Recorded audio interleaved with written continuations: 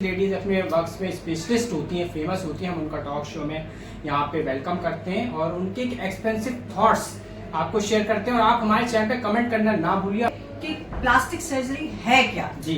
ये शब्द आया कहाँ से? Exactly. कुछ लोग कहते हैं प्लास्टिक सर्जरी में आप प्लास्टिक लगा देते हैं, बट ऐसा है नहीं जी। सुंदर बनाने का और काम चलाऊ बनाने का, या कहना चाहिए मोर एफिशिएंट बनाने का कि हमें बहुत एक्सपेंसिव तो हमारा टॉक शो है और बेसिकली इसमें इन्होंने ये बताया प्रिवेंशन कैसे हम करें, किस तरह से हमारी का नीड होती है जब हमें ये जो प्लास्टिक सर्जरी करवानी पड़ती है, क्योंकि लोगों के माइंड में क्वेश्चंस होते हैं और आज आपने काफ़ी उसे ब्रीफली और बहुत ही अच्छे से डिस्क्राइब करा।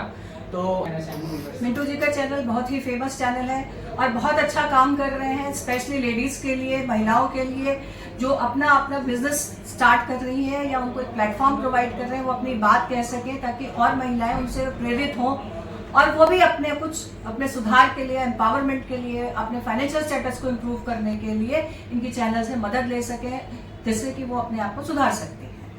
हम आपको बता दें, हम बिजनेस प्रमोशन भी करते हैं। जो भी लेडीज घर पे वर्क करती हैं उनको आगे बढ़ाने के लिए हम बिजनेस प्रमोशन भी करते हैं, ताकि एक तरह से हमारा चैनल वुमेन एम्पावरमेंट भी वर्क करता है।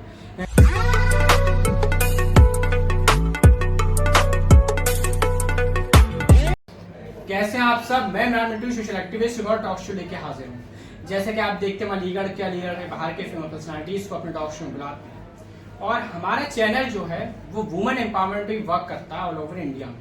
जो भी फेमस पर्सनालिटीज लेडीज अपने वर्क में स्पेशलिस्ट होती हैं, फेमस होती हैं, हम उनका टॉक शो में यहाँ पे वेलकम करते हैं और उनके एक्सपेंसिव थॉट्स आपको शेयर करते हैं। और आप हमारे चैनल पे कमेंट करना ना भूलिए, हमारे चैनल को लाइक शेयर सब्सक्राइब भी करिएगा। ये टॉक शो और टॉक शो से अलग है क्योंकि ये टॉक शो जो डॉक्टर अंशुमन सर हैं, कैंसर स्पेशलिस्ट, उनकी जो वाइफ है डॉक्टर ऋचा मैडम, और ये भी स्पेशलिस्ट हैं प्लास्टिक सर्जरी। तो हम इनका टॉक शो में वेलकम। नमस्कार मैम, जैसा कि आप किसी चेहरे पहचान की मोहताज नहीं है, आपको अपने बारे में बताएं। मैं डॉक्टर ऋचा कुमार के नाम से जानी जाती हूँ, प्लास्टिक एवं कॉस्मेटिक सर्जन, जो कि अलीगढ़ एमयू से पास किया हुआ है। मैंने सारा कुछ MCH भी किया। अलीगढ़ से मेरा बहुत पुराना नाता है, मैं यहीं से पढ़ी बड़ी हुई, यहाँ से मैंने बहुत सारी तालीम हासिल की और इस शहर को मैं बहुत अच्छी तरह से कहती हूँ, जानती हूँ। और इसी तरह से मिंटू जी को भी मैं जानती हूँ, बहुत अच्छा काम कर रहे हैं, इनका चैनल भी बहुत अच्छा है और काफी जागरूकता फैला रहे हैं लेडीज के बारे में। मैम, जिस तरह से प्लास्टिक सर्जरी एक लोगों के माइंड में थॉट्स होते हैं, तो आपका क्या उस पे वो है, आपको काफी एक्सपीरियंस? देखिए, अमूमन हमारे पास बहुत सवाल आते हैं इस टॉपिक पे कि प्लास्टिक सर्जरी है क्या जी।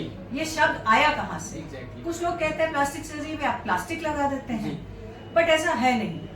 लोग हमसे जब पूछते हैं, सवाल करते हैं कि हम क्या खाना बना सकते हैं प्लास्टिक सर्जरी कराने के बाद, उनका मतलब होता है कि क्या पिघल तो नहीं जाएगी प्लास्टिक, बट ऐसा बिल्कुल नहीं है। इस टॉपिक पे मैं आपको बताना चाहती हूँ कि प्लास्टिक सर्जरी जो शब्द है, ग्रीक वर्ड है जिसका मतलब होता है मोल्ड करना। तो मोल्ड करना क्यों प्लास्टिक सर्जरी से रिलेटेड है? क्योंकि मोल्ड करने का मतलब है कि हमारे पास कोई चीज आती है, जैसे गीली मिट्टी होती है। भगवान कहते हैं कि इंसान का शरीर एक गीली मिट्टी है, उसको जैसे ढालो वैसे ढल जाता है। तो प्लास्टिक शब्द भी उसी तरह से डिजाइन किया गया कि कुछ चीजों को हम उसी तरह से ढाल के खूबसूरत बना सके या जो है उससे बेहतर बना सके, इसलिए उसका नाम रखा गया plastic surgery. But exactly plastic surgery का मतलब ये नहीं है कि हम सिर्फ खूबसूरत बनाते हैं, नहीं, हम उसके साथ साथ कई बारी उनके हाथ का ऑपरेशन, पाँव का ऑपरेशन या और किसी भी शरीर के अलग अंगों का ऑपरेशन, जिससे उनकी जिंदगी सहूलियत बन सके या जो भी उनकी जिंदगी में कमी है किसी भी वजह से, चाहे एक्सीडेंट की वजह से, क्या जन्मजात कोई प्रॉब्लम है, उसका हम करेक्शन कर सके ताकि वो एक नॉर्मल लाइफ जी सके। प्लास्टिक सर्जरी इतना बड़ा फील्ड है कि सिर्फ कॉस्मेटिक जो कि अमूमन लोग जानते हैं वही नहीं है, रिकंस्ट्रक्टिव भी उसका एक पार्ट है और खूबसूरत बनाना भी एक पार्ट। तो इस तरह एक समावेश है सुंदर बनाने का और काम चलाऊ बनाने का, या कहना चाहिए मोर एफिशिएंट बनाने का, कि हम अपनी जिंदगी बेहतर तरीके से जी पाए। उसको टोटली हम बोलते हैं प्लास्टिक एंड रिकंस्ट्रक्टिव सर्जरी। तो कहीं ना कहीं जिस तरह से ये प्लास्टिक सर्जरी एक वर्ड है, लोगों के कुछ क्वेश्चन ये होते हैं, कुछ लोग डरते हैं प्लास्टिक सर्जरी करवाने के बाद ऐसा हो जाएगा, तो क्या मैम इसके साइड इफेक्ट या क्या एडवांटेज, किस तरह से थोड़ा वो आपने बहुत अच्छा सवाल पूछा है ये, कि लोगों के दिमाग में बहुत कंफ्यूजन रहता है। कुछ लोग कहते हैं कि इसके साइड इफेक्ट होते हैं, मर भी जाते हैं, जैसे आपने सुना हो श्रीदेवी के केस में कि वो गई दुबई और लोगों ने कहा उन्होंने प्लास्टिक सर्जरी कराई और वो वहां खत्म हो गई। बट ऐसा बिल्कुल नहीं है। प्लास्टिक सर्जरी तो उन्होंने कराई थी 6-8 महीने पहले। अगर उससे कोई मर सकता होता तो वो उसी वक्त मरता। बट प्लास्टिक सर्जरी एक नॉर्मल और कोई सर्जरी की जैसी ही सर्जरी है, उसका अलग से कोई साइड इफेक्ट नहीं है या अलग से कोई रिस्क फैक्टर नहीं है।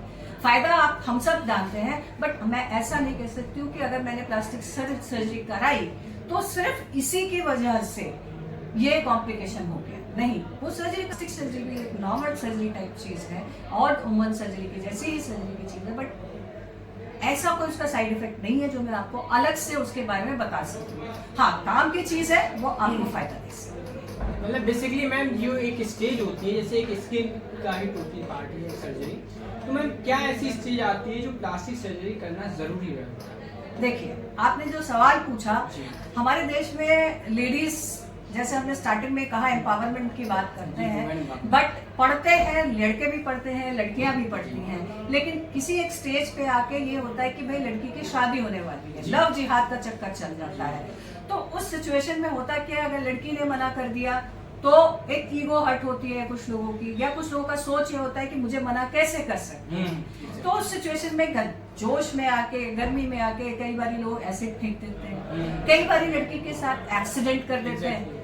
उस सिचुएशन में क्या होता है कि चेहरा डिसफिगर हो जाता है, और मैं मानती हूँ चेहरा एक आपकी आइडेंटिटी है।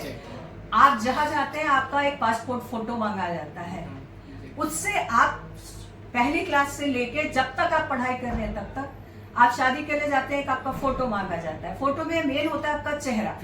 अगर आपका चेहरा प्रेजेंटेबल नहीं है तो आप एक नॉर्मल इंटरव्यू में भी जाएंगे तो आपसे कोई बात नहीं करेगा, अगर आपका चेहरा नॉर्मल नहीं है।